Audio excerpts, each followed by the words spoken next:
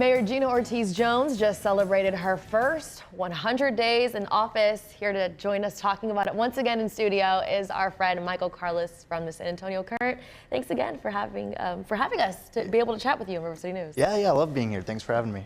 Michael, if you could define Mayor Jones's first 100 days in one word, what would it be? A bit embarrassing, to be honest, and that's not just me saying that. That's a lot of people I interviewed for a recent story I wrote about her first 100 days.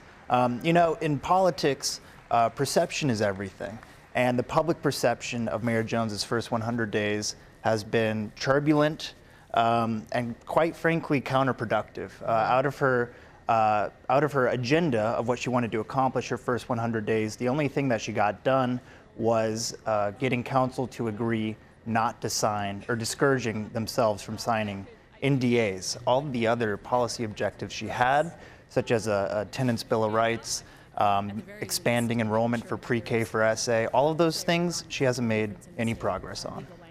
So, in other words, everything that she's put in her campaign and she's promised, we've seen no progress. To be frank, yes, that is accurate, but it hasn't been all bad per se.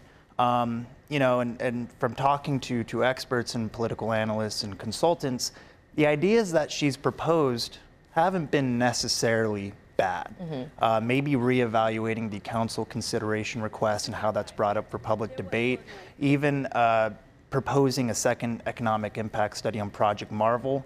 These are interesting ideas. Her problem seems to be that she doesn't want to play the game of politics. And to be an effective mayor in a city manager dominant local political system, you have to build a coalition. And I know I've talked to other council members, she's just not meeting with them. She's not building these interpersonal relationships that are so critical to being an effective mayor. Right, so those are some of her challenges. What could you say are possibly one of her biggest strengths?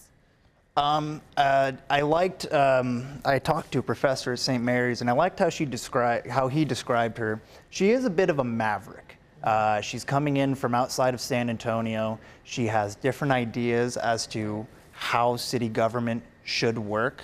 And I think if she can just build these interpersonal relationships and just start playing the game, she could be a very effective mayor. And I think the better threshold or the better date to think about is, let's see how she does over the next couple months, and then if we're still having these same problems by the end of the year, if by January 1st we're still seeing infighting, we're still seeing her getting outvoted 10-1 on certain issues, then we may have a problem.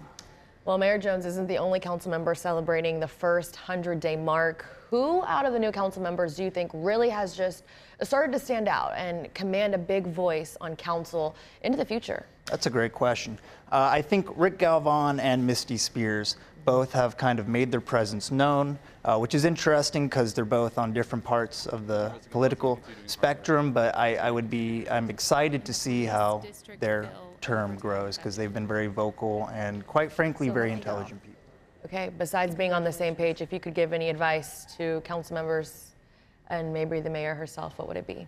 My advice to Mayor Jones would be, you have to build these relationships. Go get dinner, go get a drink, go get coffee, and start treating them as your equals as opposed to your underlings. All right, Michael Karlis, San Antonio Current. It's always great to have you. Great to be here. Thank you.